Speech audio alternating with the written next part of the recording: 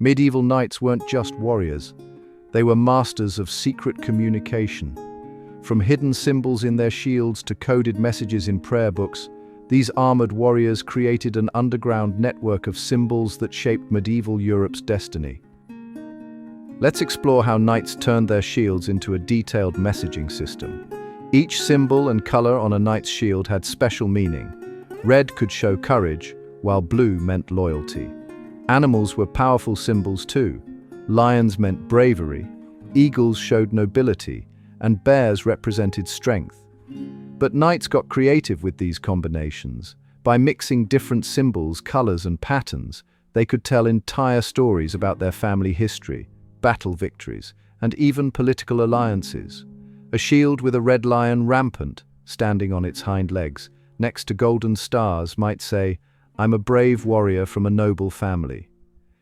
These shield designs became so important that special experts called heralds had to keep track of them all, making sure no two knights used the same combination. Beyond their shields, knights turned their armor into secret message boards.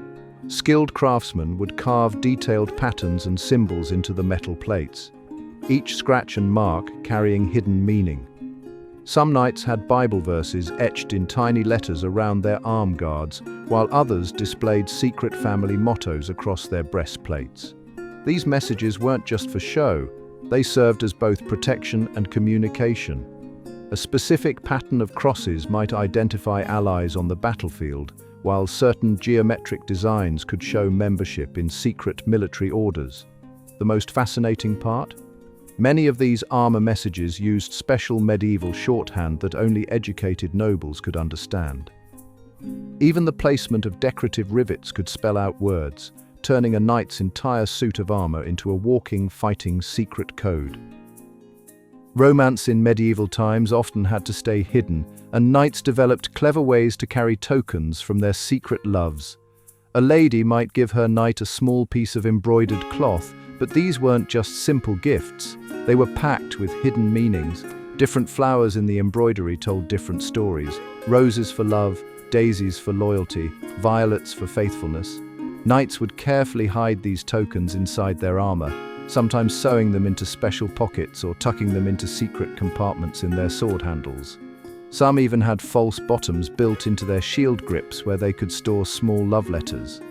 The colors of thread used in these tokens also sent messages. Gold thread might mean the lady was of noble birth, while green could hint at hope for future marriage. These secret love tokens became so common that some tournaments even had rules about how many a knight could carry. Knights needed to communicate silently during battle, so they created an amazing system of secret signals. A quick tap of the sword against the shield might mean attack now, while raising a banner at a certain angle could signal fall back.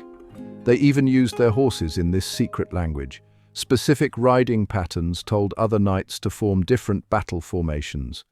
Some knights had special whistles built into their helmets that sounded like bird calls, letting them send messages across the battlefield without the enemy knowing. Even the way a knight held their shield could send commands. Tilting it left or right gave directions to nearby soldiers. These signals were so well planned that knights from different countries could fight together without speaking the same language. The most clever part? They changed these codes regularly to keep their enemies from figuring them out. Medieval castles weren't just built randomly. Knights used special math patterns called sacred geometry to design them. These builders believed certain shapes had magical power, like the triangle, circle, and square. A castle's main tower often matched the exact measurements of King Solomon's temple, while the walls formed perfect geometric patterns when viewed from above. The number 3 showed up everywhere, in triple archways, 3-sided towers, and groups of 3 windows. This wasn't just about looking nice. Knights thought these shapes created energy fields that would protect the castle. They also used the golden ratio, a special math rule that makes things look balanced in their castle layouts. Even the spiral staircases followed exact mathematical patterns. Most people didn't know it, but every stone in these castles was placed according to these secret rules. Knights weren't just warriors swearing loyalty to their lords. They often belonged to secret societies with their own rules and goals. The most famous was the Knights Templar, but many other hidden groups existed too. These societies had special handshakes, passwords, and symbols that only members knew. Some knights even took secret vows that were more important to them than their public promises to their kings. They used special rings or medallions to identify fellow members, and their castle meeting rooms had hidden symbols carved into the walls and floors. These groups became incredibly powerful, with networks stretching across Europe. They controlled trade routes, influenced kings, and protected ancient knowledge in secret libraries. But this hidden power eventually led to trouble. When kings and church leaders felt threatened, they often turned against these secret societies. Knights were clever about hiding their battle plans, and they found a brilliant hiding spot right in their prayer books. These books were perfect cover since everyone expected knights to carry religious texts. Between prayers and psalms, they'd slip in coded messages about troop movements and military plans. They used special writing tricks, like replacing certain letters with symbols or writing messages backwards. Some even used invisible ink made from lemon juice or milk that only showed up when heated. The really smart part? They mixed these secret notes with actual prayers, so even if someone opened the book, it looked completely normal. They'd mark important words with tiny dots or slight ink changes that meant something totally different from the religious message. Even the drawings of saints and angels could contain hidden maps and battle plans.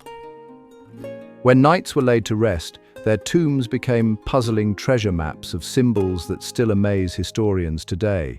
Stone carvers filled these graves with mysterious markings, crosses with secret meanings, animals that told life stories, and geometric patterns that held hidden messages.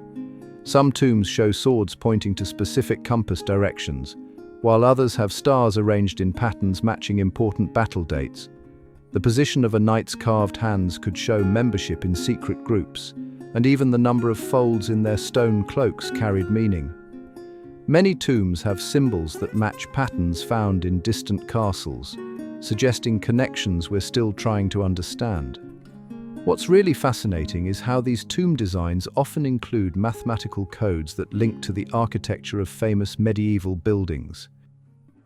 While knights were famous for their swords and lances, they also had secret weapons they kept hidden from their enemies. These special tools gave them huge advantages in battle. Some knights carried thin daggers that could slip through armor's weak spots. They were so secret that blacksmiths made them in private workshops at midnight. They also developed special arrows with hollow tips that could carry messages or even poison. Another clever invention was a sword with a hidden compartment in its handle, perfect for carrying secret documents. Some knights even had armor with spring-loaded blades that could surprise an enemy in close combat. The most interesting part: they created fake weapon designs to mislead their rivals, while keeping their real secret weapons completely hidden from public view. Medieval knights built an incredible spy network that covered all of Europe, and it was way ahead of its time. They used traveling merchants, wandering monks, and fellow knights to pass messages across countries. Every major castle had a special room where coded messages would arrive, often disguised as normal letters about trade or family matters. Knights created clever systems to verify if messages were real, like using special wax seals that had tiny marks only the right people would notice. They even had backup plans. If a messenger got caught, the real message would be hidden in simple-looking poems or songs. What made this network really smart was how it used everyday activities as cover. Regular merchant routes, religious pilgrimages, and tournament circuits all became perfect ways to move secret information around Europe. Thanks for joining us on this journey through the fascinating world of medieval knights' secret communication. If you enjoyed uncovering these hidden stories, don't forget to like, subscribe, and share with fellow history enthusiasts. See you in our next historical adventure.